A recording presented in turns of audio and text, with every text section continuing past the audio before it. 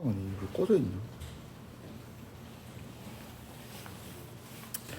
네, 그 CPU하고 GPU하고 시간을 측정해 봤는데 CPU가 한 59초 정도, 한 1분 정도 걸리죠. 그 다음에 GPU는 1.38 정도, 그렇죠? 그래가지고 GPU가 이 경우에는 훨씬 빠르죠, 정말. 그래서 노드 수가 많을수록 GPU의 이제 성능이 올라간다. 그러니까 뭔가 네트워크를 우리가 복잡하게 구성할수록 GPU의 성능이 이제 CPU를 압도한다라고 이제 생각을 하시면 되겠습니다.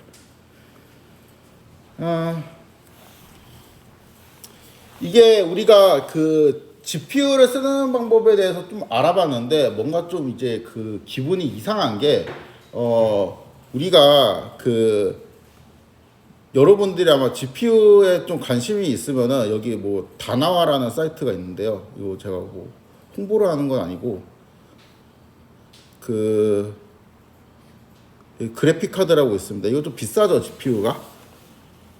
스펙을 좀 살펴보면 뭐 3090 요런 거를 이제 산다고 칩시다. 그러면은 옵션에서 이제 GPU 메모리가 있거든요. 근데 뭐 48 이런 거는 없을 거예요. 24 정도 이렇게 찍으면은 그렇죠? 여기 이제 보통 우리 GPU 살 때 그 사보신 분들은 아마 여기 모델명이랑 스펙 정도만 보는데 그 뒤에 보면 메모리가 이렇게 써 있죠. 24GB라고. 그래갖고 요게 이제 GPU 메모리인데 이 24GB라는 공간에 우리가 이제 X나 Y나 네트워크에 있는 파라미터들, 그러니까 W 해세 값들이 이제 이 24GB라는 공간에 저장이 되는 것이거든요. 이게 아마 여러분들 콜앱이면은 요거를 찍어보면 돼요. 그러니까 느낌표하고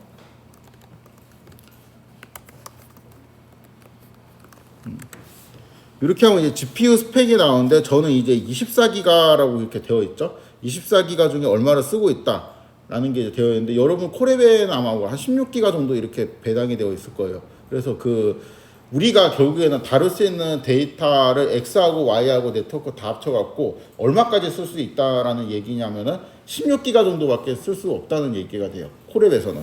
좀 이상하죠. 왜냐하면은 그 우리가 이제 분석하는 데이터가 그러니까 뭐 흔히 말하는 이제 빅데이터잖아요. 그러니까 이 빅데이터를 분석하는데 빅데이터가 뭐 무조건 용량만 크다고 빅데이터는 아니긴 한데 보통 빅데이터는 이제 용량이 큰 경우가 되게 많이 있죠. 그래가지고 그런 거를 이제 분석을 하려고 하는데 그 막 메모리가 이제 24로 한정이 되어 있으면 우리가 분석할 수 있는 데이터의 최대가 이제 24 정도로 한정이 되어 있다는 말이죠.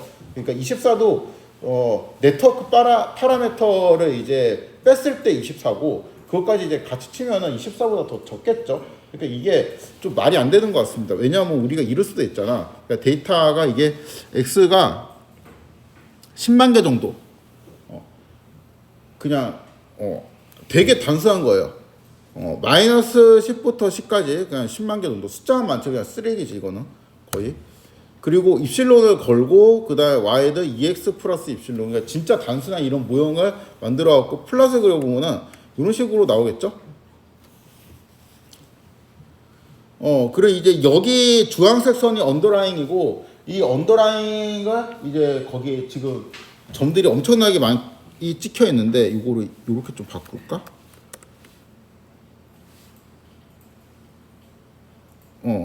여기 이제 파란색 엄청나게 이제 많은 점들을 가지고 언더라인을 이제 추정하는 문제를 생각을 할 때, 요거를 우리가 GPU를 돌리려면은 어떻게 해야 되냐면은, X를 쿠다로 보내고, Y를 쿠다로 보내고, 그다음 네트워크 설계한 거를 이제 쿠다로 보내야 되는데, 뭐 네트워크 설계한 거는 이제 뭐 단순 얘기니까 뭐 얼마 안 된다 치자. W0랑 W1만 보내면 되는 거잖아요. X, Y를 다 쿠다로 보내려고 하니까 이게 너무 많죠, 데이터가.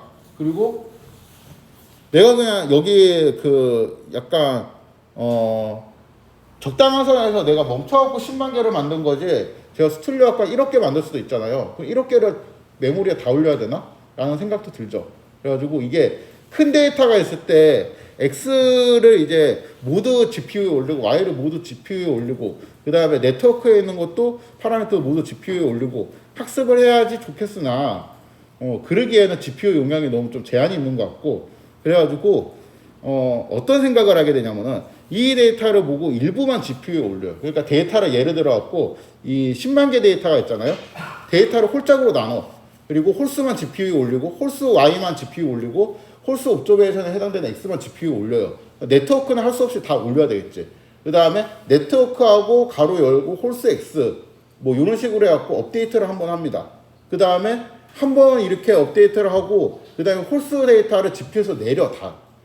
그 다음에 이번에 짝수 데이터만 다 올려요. 그러면은 나는 이제 데이터를 이제 반 정도 사이즈만 올렸다 내렸다 할 수 있겠지. 이 논리를 좀 더 확장하면은 데이터를 100분의 1 정도로 쪼개요. 그러니까 전체 데이터랑 100분의 1 정도 쪼개고 그 100분의 1에 해당되는 데만 GPU에 올려갖고 학습을 한번 하고 빼 다시. 그 다음에 100분의 1에서 두 번째 해당되는 애들만 다시 GPU에 올리고 학습을 하고 빼요. 그러니까 이런 식으로 하면 되겠다. 라는 아이디어가 떠오릅니다. 이게 왜 가능할 것 같냐면은 데이터를 그려보니까 여기에서 100개 중에 내가 한 개 꼴로만 데이터를 그리면은 이렇게 되거든요. 요거는 이제 슬라이싱 알죠? 잠깐만. 그러니까 X가 만약에 이거 도치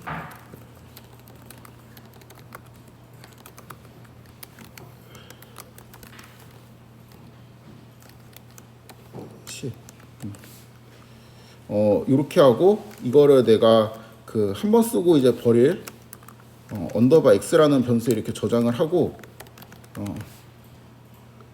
여기에 이런 식으로 하면은 그 짝수번만 뽑히게 되고 그쵸?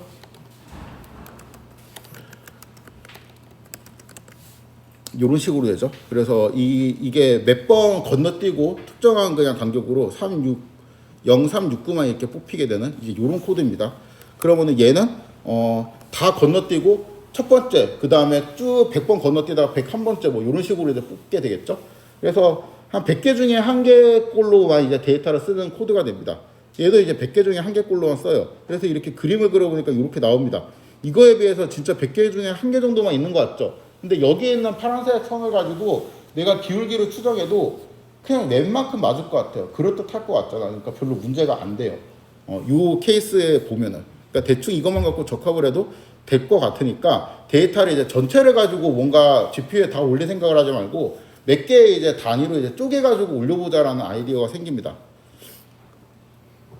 그래서 요거 이제 제가 방금 설명한 거죠. 짝콜로 나눠갖고 번갈아 가면서 GPU에 올렸다 내렸다 하면은 GPU 메모리가 되게 한정되어 있는데 그걸 좀 효과적으로 쓸 수 있겠죠. 그러니까 예를 들어 갖고 데이터를 이제 반으로 나눈다. 그다음에 짝수 번째 데이터 X, Y하고 네트워크에 있는 거를 다 이제 올리고 뭐 그다음에 Y 햇 그다음에 로스 구하고 그레디언트 구하고 업데이트를 한번 수행을 해요. 그다음에 이게 끝나면은 다시 짝수에 있는 거를 내리고 홀수에 있는 옵저베이션들만 올려요. 그 다음에 또 Y에 구하고 로스 구하고 미분하고 업데이트 해요. 그 다음에 이거를 계속 반복을 하는 거지. 이렇게 해가지고 수렴을 해도 원래 우리가 지금까지 했던 오리지널 버전이랑 비슷하지 않을까라는 생각이 듭니다. 그래서 그거를 한번 해보도록 하겠습니다.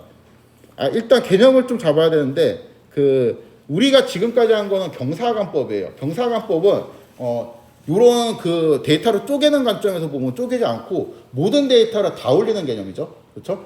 모든 데이터를 다 올리는 개념이고 확률적 경사관법은 이 경사관법에서 데이터를 쪼개가면서 이제 올린다는 개념입니다. 그리고 원래는 이렇게 세 개 있거든요.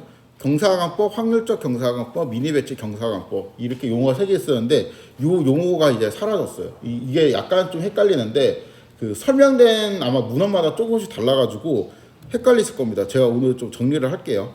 일단 10개의 샘플, 일단 돌아가는 것만 보면은 10개의 샘플이 있다고 가정을 하면은 X1부터 Y1 이렇게 X1, Y1 이렇게 있고 X10, Y10 이렇게 해갖고 10개의 페어가 있다고 생각을 해봅시다. 이게 모든 샘플을 이용해갖고 로스를 계산하고 로스를 미분해갖고 그 슬롭, 그러니까 그레디언트를 이제 계산을 하기 위해서는 로스를 이제 이런 식으로 계산을 했죠. 이건 이제 서메이션 꼴로 되어 있는데 이거를 뭐 평균으로 하든 그렇죠? 이런 식으로 계산을 하고 여기에서 미분을 해서 슬롭을 계산하고 기울기를 계산하고 이 기울기를 바탕으로 업데이트를 해요. 이렇게 하면 한 에폭이 끝나죠. 포문에서 그 에폭이라는 것도 하나 끝나고, 그 다음에 두 번째 에폭에서는 또 10개의 데이터를 다 이용해갖고 로스를 구하고, 그 다음에 슬로우를 구하고 업데이트를 해요. 이거를 뭐 에폭을 내가 1000번까지 하면은 1000번까지 이걸 반복을 하는 거죠. 이게 우리가 알고 있는 오리지널 버전인데, 요렇게 할 수도 있어요. 하나의 샘플만 이용해서 로스를 계산해요. 그러니까 y1 마이너스 베타1 마이너스 베타1의 x1의 스퀘어. 요렇게 하면은 뭐가 계산이 되겠지. 그쵸? 요거를 계산해 가지고 기울기를 구해요. 그 다음에 이거를 가지고 업데이트를 해요. 그 다음에 y1이랑 x1을 했으니까 이제 y2, x2를 합니다. 여기 2.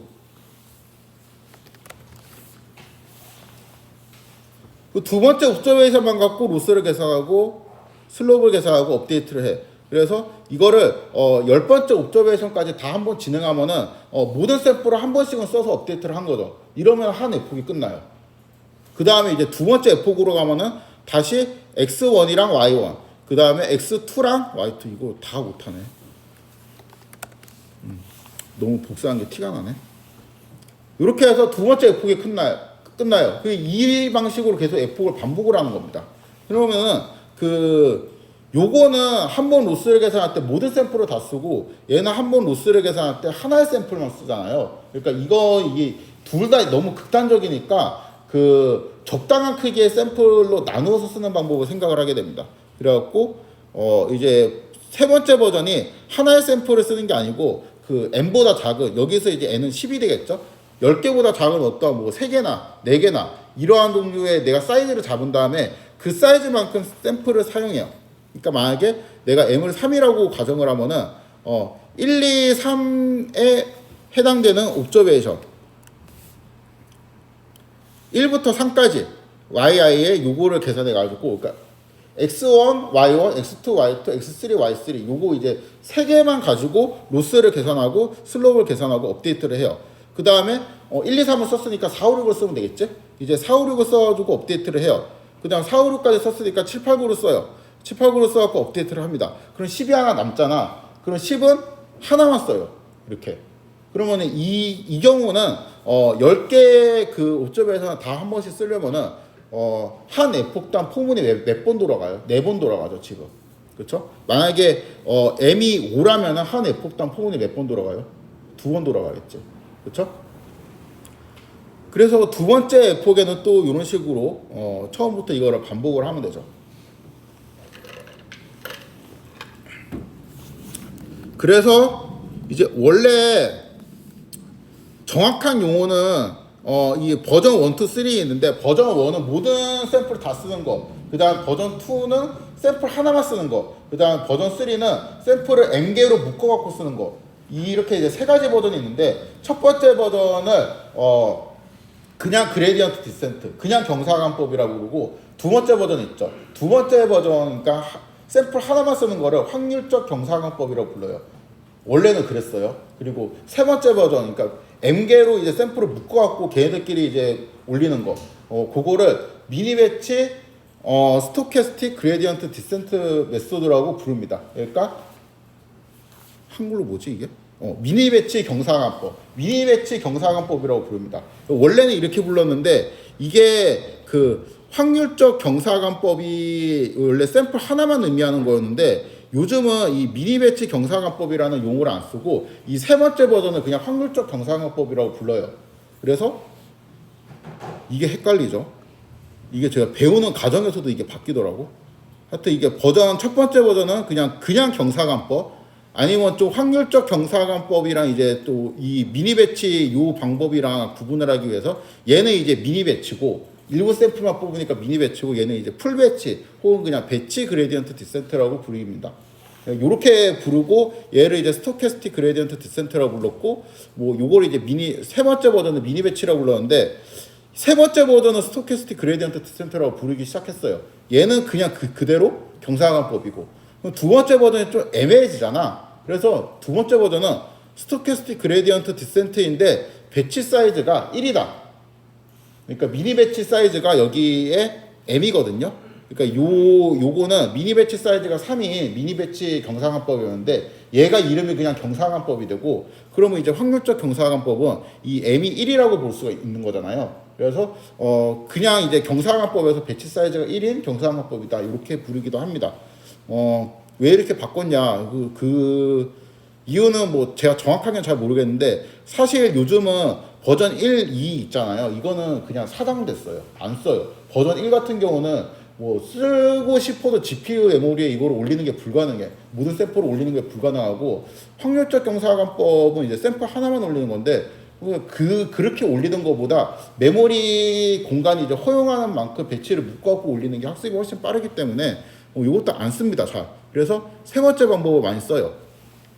그러다 보니까 이거는 약간 그 구시대의 유물처럼 된 거고, 세 번째 방법을 그냥 스토캐스틱 그레디언트 디센트라고 부르고, 여기에 이제 배치 사이즈를 내가 그 M 있죠, 우리가 3으로 설정했던 요거를 우리가 설정할 수 있도록 옵션을 줄 수가 있는데, 그거를 이제 1로 주면은 우리 옛날에 알고 있었던 그 스토캐스틱 그레디언트 디센트 그거를 의미한다라고 요즘 많이 씁니다. 그래서 제가 이 교재를 하나 소개를 하는데, 이 교재에 보면은 이 교재를 참고로 그 이양구 펠로우가 썼습니다. 제가 이제 앞부분에 소개했던 겐을 발명한 사람 있죠, 그 사람이 쓴 교재인데, 제가 이제 사실 너무 옛날에 좀 배워가지고 요거는 옛날부터 있었거든요. 그래갖고 요즘 이거를 이렇게 부르는 거에 대해 좀 반감이 있었는데, 이양구 펠로우가 여기에 이렇게 써놨더라고요. 그 많은 학장들이 좀 따라하는 것 같고, 저도 뭐 좀 고집을 그렇게 엄밀하게 부리기보다는 그 용어가 좀 지칭하는 게 사람마다 약간 모호한데, 그거를 좀 정리를 하면서 따라하는 게 좋을 것 같아요. 이게 워낙 다양한 분야에서 막 사람들이 달려들어서 하다 보니까 용어가 조금 불명확해요. 그래서 이게 지금 딱 보면은 여기 있는 스몰 M이 미니 배치에 제가 방금 설정했던 그 M이거든요. 이렇게 M을 설정해갖고 하는 이 알고리즘을 그냥 SGD라고 불러요. 그래서 요즘은 이렇게 많이 부르는 추세입니다. 아무튼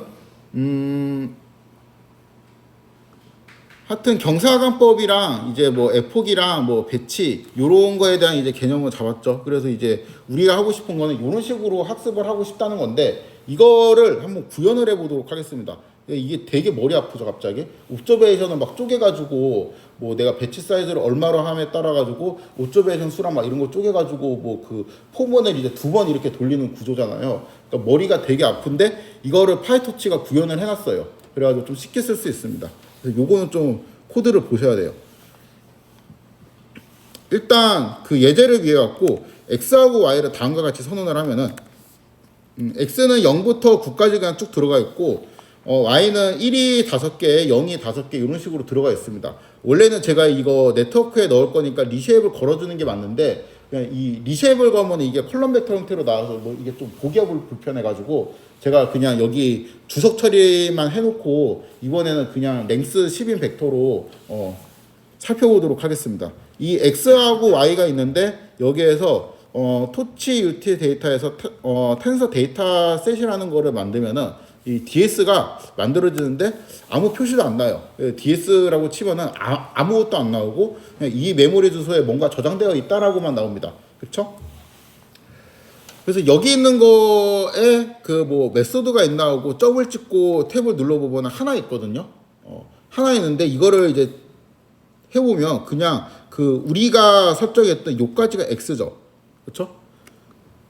요까지가 x고, 그 다음에 컴마 여기 밑에 줄이 y니까 결국에는 얘는 뭐냐면은 그냥 거의 이런 느낌이지. 그냥 x, y를 튜플로 묶어. 그쵸? 요거죠. 그래서 얘는 그냥 x, y의 그 튜플입니다. 그래서 x1, y1, 그 다음에 x2, y2 이렇게 튜플로 묶여진 형태가 돼요. 이게 이제 데이터 셋이고, 이 데이터 셋 자체는 이제 뭐 특이한 게 없는데, 이거를 갖고 데이터 로더라는 거를 만들거든요. 이거를 제가 DL이라고 약어로 그냥 썼습니다. DL을 만들기 위해서는 DS에다가 배치 사이즈라는 거를 명시를 해줘야 되는데, 우리 아까 살펴봤던 예제대로 배치 사이즈를 제가 3으로 설정을 하도록 하겠습니다. 그럼 이제 DL이라는 게 나오는데, 이 DL이라는 거는 약간 이제 기능이 있어요. 뭐 쭉 있죠. 쭉 이제 기능이 있는데 이게 뭐 배치 사이즈 같은 것도 이렇게 얼마인지 볼 수 있고, 여기에서 이제 중요한 게 뭐냐면은 이렇게 DIR이라고 치거나 아니면은 DL에 이렇게 언더바 두 개를 치면 이렇게 숨겨진 메소드를 볼 수가 있는데, 숨겨진 메소드 중에서 이터라는 게 있죠. 이터라는 숨겨진 메소드가 있다라는 거는 얘가 이터러블 오브젝트라는 거예요. 이터러블 오브젝트라는 거는 말이 조금 어려운데 결과적으로 포문을 돌릴 수 있다는 것이거든요. 그러니까 포문을 돌릴 때 for I in 뭐 range 이렇게 하면은 in 다음에 올 수 있는 얘 있죠. 얘는 올 수 있고 어떤 거는 올 수 있고 어떤 거 올 수 없는데, 여기 올 수 있는 거는 이터러블 오브젝트입니다. 그러니까 이 자리에 얘가 올 수가 있어요. 이렇게. 그리고 요거를 이런 식으로 풀어가지고 포문을 돌려보면은 이렇게 됩니다. 여기 있네. 그래서 10개, 그러니까 x는 0부터 9까지의 숫자가 이제 쭉 있었고, y는 0 5개, 1 5개, 0 5개가 있었는데, 배치 사이즈가 3이니까 0, 1, 2, 그 다음에 3, 4, 5, 그 다음에 이렇게 순서대로 3개씩 하고, 마지막에 하나 남는 건 이렇게 되죠. 그렇죠? 이렇게 포문을 돌려주는 기능이 있어요. 만약에 내가 이거 배치 사이즈를 2로 하면은 포문이 몇 번 돌아가겠어요? 여기서 5번 돌겠지, 이렇게.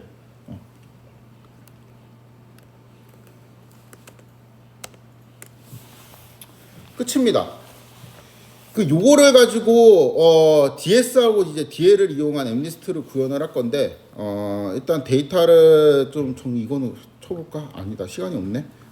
요거는 한 거죠. 이미 한 코드고, 여기에 있는 여기까지 하면은 0들이 포함된 파일들의 리스트가 만들어지고, 여기는 이제 1들이 포함된 파일들의 리스트가 만들어지는데, 이제 이런 식으로. 그쵸? 얘도 사실 이터러블 오브젝트거든요. 그래서 for I in 이렇게 하고,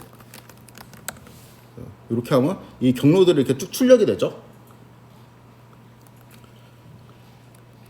그리고 이 출력된 경로를 이제 각각 이제 I 대신에 제로 파일 네임의 약자를 따서 GF라고 이제 받고, 요거를 이제 스트링으로 바꾼 다음에 토치비전에 이제 이미지를 이제 바꿔주는 요 코드에 넣으면은 0들이 묶인 이제 이미지들이 텐서 형태로 저장이 되고, 그 다음에 1에 해당되는 이미지들이 x1에 저장이 되고, 그 다음에 x는 이거 두 개를 컴캣한 다음에 리쉐입 해주고 250으로 나눠줬습니다.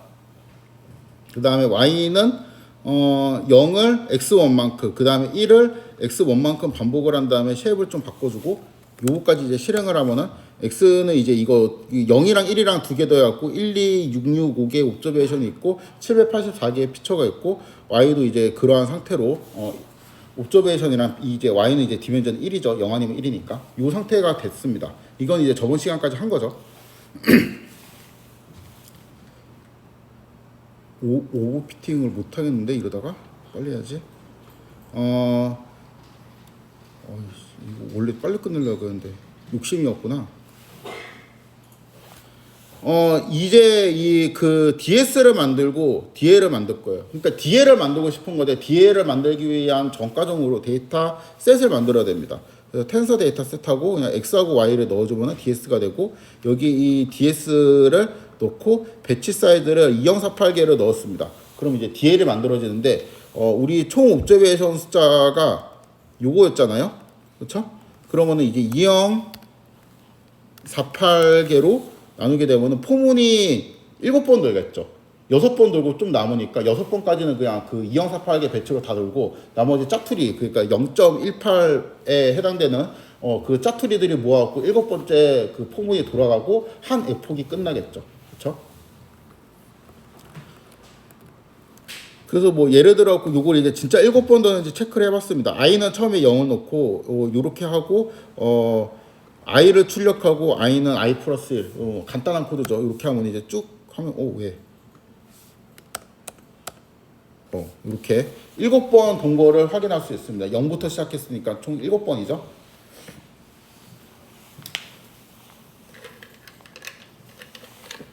미니 배치를 이제 안 쓰는 학습은 그냥 이제 폼은 돌리기 위한 준비. 이거는 이제 똑같아요. 요 그 숙제하신 거하고 똑같은 코드. 이런 식으로 네트워크를 잡아주고 그 다음에 로스 펑션 만들어주고 그 다음에 옵티마이저 설정해주고 그쵸? 그 다음 포문을 돌리면 됩니다. 70번 돌릴게요. F5 총 70번 정도 돌리게 되면은 마음만 급하네. 이제 y 해시 나올 텐데 이 y 해시 이제 이런 식으로 되어 있고 얘가 이제 0.5보다 작으면 0이라고 우리가 판단하고 0.5보다 크면은 1이라고 판단하고 싶죠. 그래서 여기는 이제 0이 많고 여기는 1이 많잖아요.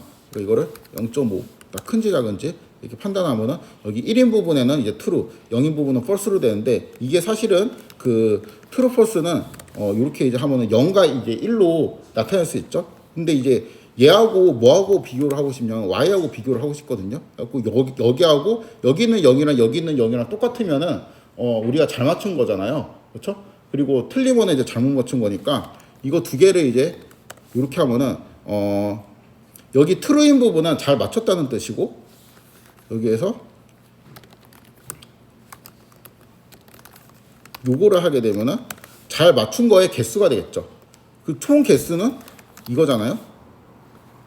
그래서 요거를 나누게 되면은 얘가 에큐러시가 되죠.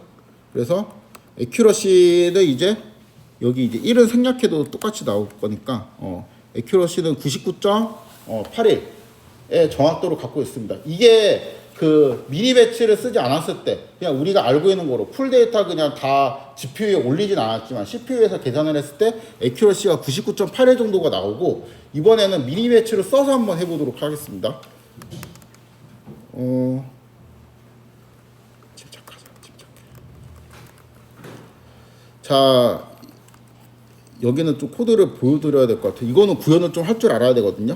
그래서 이 그 네트워크를 이렇게 설정을 해주고 그 다음에 포문을 돌릴 때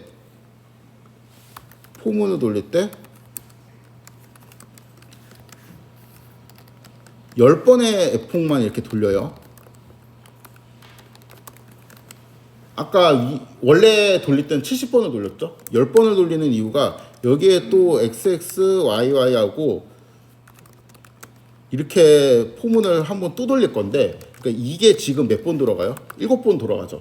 그쵸? 그러니까 두 개, 그러니까 얘가 7번 돌아가고 여기가 10번 돌아가니까 이거를 이제 종합하면 한 70번 정도 돌아가게 돼서 얘하고 똑같은 반복 횟수만큼 돌게 됩니다. 대신에 데이터는 훨씬 이제 적게 쓰는, 그러니까 7분의 1 정도로 이제 적게 쓰면서 이제 업데이트를 하는 거죠. 당연히 얘가 이제 데이터를 조금씩 적게 쓰고 업데이트를 하니까 안 되겠죠. 잘 위에 거보다는. 그런데 우리 그 아까의 직관에 의하면은 데이터 좀 버려도 크게 상관은 없을 것 같습니다.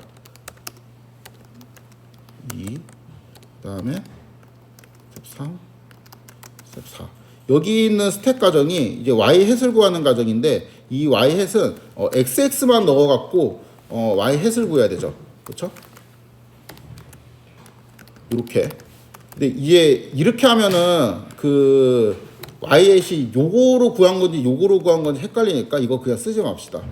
이거는 그냥 계산을 했다고 치고 대신에 이제 로스를 구할 때 로스는 원래는 y 햇에 y 요렇게 넣었었잖아요. 근데 얘를 y로 놓고 여기를 네트워크 xx로 두도록 하겠습니다.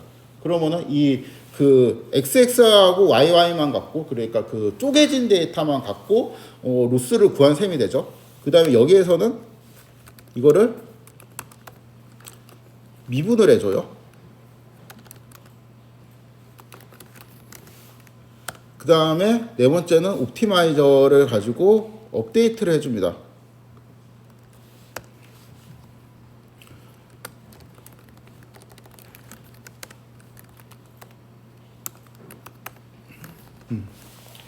요 과정을 반복을 하면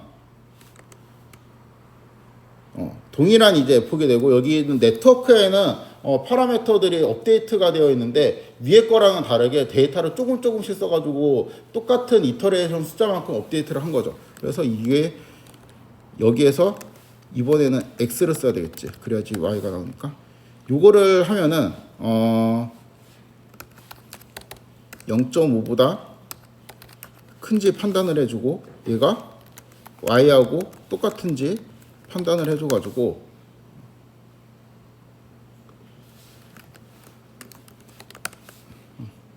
얘를 더하면 되겠지?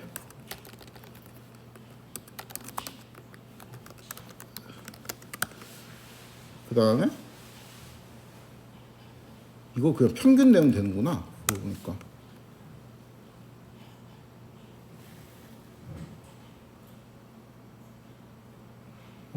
왜 이러지?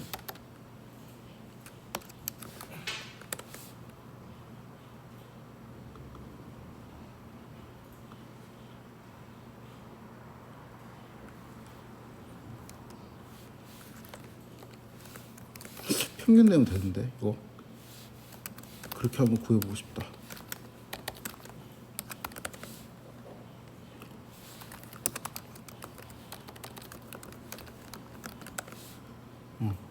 그치. 요거하고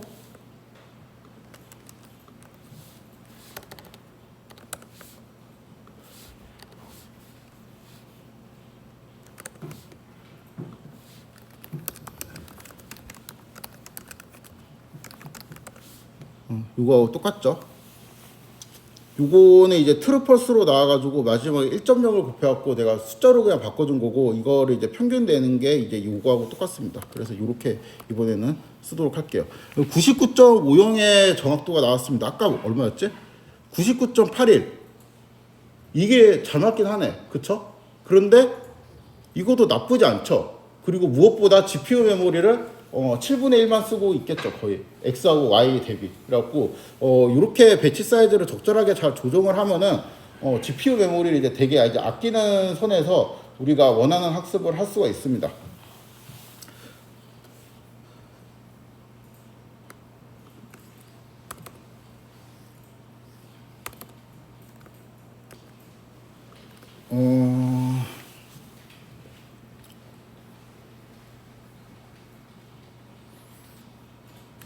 드랍아웃은 모르겠고 오버피팅까지는 설명을 할 수 있을 것 같아. 이거는 좀 설명을 해야 될 것 같아가지고 왜냐하면 제가 10엔코 정리를 지금 오늘 설명을 해서 10엔코 정리 설명을 들으면은 그냥 은닉층이 하나의 신경망에 노드를 그냥 엄청 많이 넣으면은 거의 무적의 네트워크인 것 같잖아요. 다 맞출 수 있는. 그게 아니라는 거를 보여드리기 위해서 얘를 좀 설명을 해야 돼요. 그러니까 오버피팅은 아마 이제 다른 데서 당연히 이제 배우셨을 건데 그냥 한 번 더 이제 정리를 하면은 여기는 제가 위키에 있는 거를 갖고 왔는데 내용은 그냥 그 트레이닝 테스트 이렇게 데이터로 나눠요. 그러니까 전체 데이터를 두 조각으로 나눠 갖고 테스트는 컴퓨터한테 안 알려줍니다. 그리고 트레이닝만 가지고 이제 잘 학습을 시켜갖고 그 트레이닝을 가지고 학습한 어떤 네트워크가 있겠죠. 그 네트워크에 이제 테스트에 있던 우리가 숨겨왔던 그 데이터를 넣어갖고 잘 맞는지 안 맞는지를 봐갖고 트레이닝에서는 되게 잘 맞는데 테스트에서는 만약에 안 맞는 네트워크가 학습이 되었다면 그 네트워크를 이제 오버피팅 되었다라고 표현을 합니다. 이제 이게 정확한 그 위키에 있는 설명이고 그냥 우리가 좀 쉽게 이해하기에는 그러니까 통계학에 있는 개념으로는 그 데이터를 보통 언더라인 플러스 오차라고 이해를 할 수 있잖아요. 그러니까 이렇게 이해를 할 수 있으면 좀 더 개념을 쉽게 볼 수 있는 게 우리는 여기에서 항상 네트워크가 맞추고 싶은 거는 오차를 맞추고 싶은 게 아니고 언더라인을 맞추고 싶은 거라고 했죠. 근데 언더라인을 안 맞추고 그 적합된 선이 언더라인 이에 오차항을 따라가는 현상을 오버피팅이라고 부릅니다. 이게 오차항을 따라가게 되면은 그 트레이닝 데이터에서 그 오차항을 따라가도록 이제 학습을 하는데 그 언더라인을 따라가지 않고 트레이닝의 오차항을 학습하잖아요. 근데 테스트의 오차항은 그냥 랜덤으로 또 뿌려지잖아. 그러니까 언더라인을 학습했으면은 트레이닝의 언더라인이랑 테스트의 언더라인은 똑같잖아요. 그렇기 때문에 테스트에서도 잘 맞추는데 트레이닝에서 오차항을 따라가도록 학습이 되면은 테스트에서는 그 트레이닝의 오차항이랑 테스트의 오차항은 완전 다르거든요. 랜덤으로 그냥 독립적으로 뽑히니까. 그래서 못 맞추게 돼요. 이게 무슨 말인지 한번 실습을 통해서 확인을 해보도록 하겠습니다. 그러니까 이 네트워크 있죠. 그러니까 여기에서 X에서 리니어 트랜스폼하고 아까 H라는 함수 있죠. 그 H라는 함수를 거쳐갖고 Y에서 만드는 이 네트워크가 거의 무적의 네트워크였죠. 다 맞출 수 있는, 그렇죠? 그 유명한 정리도 있었죠.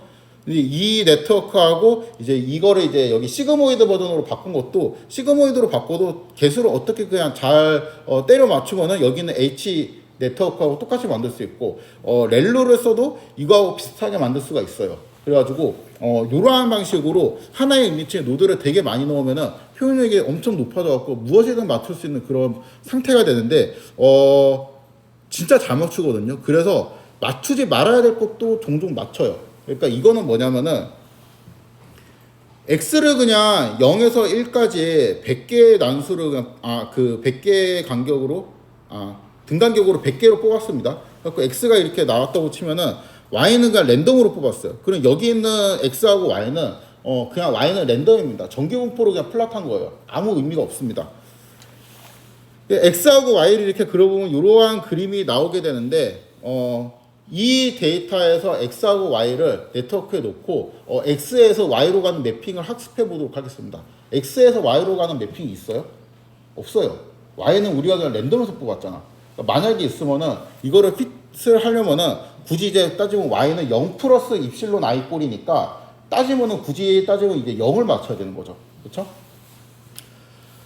네트워크를 이렇게 잡아요. 피처로 512개 정도 받아주고 렐루로 받아주고 또 512개 이 정도면 뭐 거의 무적에 가까운 네트워크라고 할 수 있죠. 이 네트워크를 받아가지고 옵티마이저 만들어주고 로스 펑션 만들어줘갖고 폼은 이제 1000번 정도 이렇게 돌렸습니다.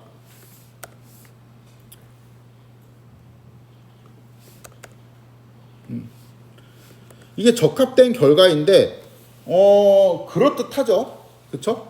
이거 만약에 뭐 여러분도 주식 데이터라고 하면은 그냥 어떤 사람이 이 데이터 딱 보고 이게 무슨 주가 데이터예요. 근데 그냥 이거 적합을 해봐라 라고 했는데 어떤 사람이 이제 0으로 이렇게 적합을 했어요.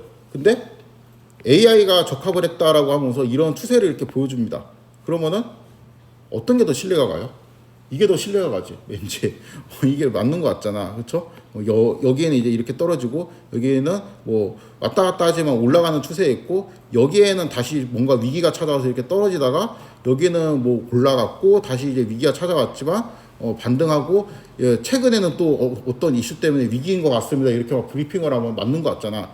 반대로 이거를 이거 그냥 노말 노이즈라 가지고 다음 주가는 0 근처에서 그냥 노멀로 뽑은 거니까 0이라고 예측하는 게 제일 좋아요 라고 하면은 이상하잖아. 그쵸? 근데 이게 결국에는 두 번째, 그러니까 0이라고 하는 게 맞는 거죠. 왜냐면 우리는 트루를 알고 있고 트루가 그냥 노말에서 랜덤으로 뿌린 걸 알고 있으니까. 근데 이제 트루를 우리가 보통은 모르잖아요. 그러면은 그냥 우리가 0으로 피팅한 게 더 잘 피팅한 건데 그 앞에 있던 피팅이 틀렸다라고 주장을 할 수 있는 근거가 뭐냐면은 이 데이터를 임의로 테스트랑 트레이닝으로 나눠요. 그러니까 이게 100개의 자료인데 80개 정도는 80개 정도는 이제 트레이닝으로 학습을 시키고 나머지 20개 정도만 테스트로 넣어갖고 그러니까 80개만 보여주고 나머지 20개는 컴퓨터한테 안 보여줍니다. 그리고 네가 80개 가지고 학습한 그 논리를 가지고 나머지 20개를 맞춰봐라고 시켜요. 그거를 시켜보면은 이렇게 되죠. 이 데이터를 똑같이 만들어 놓고 트레이닝은 처음 80개를 넣고 그쵸? 테스트에는 나머지 20개를 넣습니다. 이 상태에서 트레이닝이랑 테스트를 각각 플러스를 하면은 여기 트레이닝은 파란색, 그 다음에 테스트는 주황색으로 표시가 되는데 그러니까 이 파란색까지만 보여주고 주황색은 안 보여준다는 의미가 되죠. 이 트레이닝만 갖고 학습을 하면 이제 똑같이 네트워크를 이렇게 만들어주고 여기에서 X 트레이닝을 이렇게 놓고 이거랑 Y 트레이닝이랑 비교를 해가지고 학습을 시키면 이런 식으로 전체 데이터에서 트레이닝만 보고 이렇게 학습을 하는 이런 추세를 만들 수가 있습니다. 그쵸? 그럴듯하죠. 근데 이 네트워크에 테스트를 넣게 되면은 딱 봐도 여기에서 내가 이제 여기까지만 딱 봤잖아요. 그러면은 마지막에는 이게 여기에서 올라가는 추세에 있잖아. 그럼 다음에 내일 주가는 어떻게 될 것 같아? 그러면은 이 추세로 예측을 하겠지. 올라가니까 앞으로 계속 우상향할 것 같다라고 이제 말을 하는데 그렇게 하게 되면은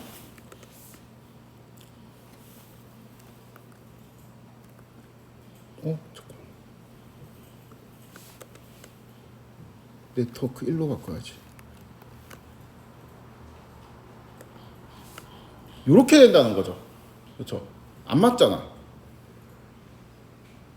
그러니까 이게 트레이닝에서는 잘 맞지만 테스트에서는 안 맞죠. 그러니까 이게 오버피팅의 정의가 됩니다. 그러니까 왜 이런 현상이 생겼냐? 언더라인 펑션은 뭐냐면은 언더라인 펑션은 여기에서 이거잖아요. 왜냐하면 yi는 0 플러스 입실론 i니까 굳이 따지면 얘가 언더라인이라고 볼 수 있죠. 얘를 따라가야 되는데 지금 오창 그러니까 입실론 i를 따라가면서 이렇게 피팅을 하고 있죠. 이렇기 때문에 오버피팅이라고 볼 수 있죠. 네, 오늘은 여기까지 하도록 하겠습니다.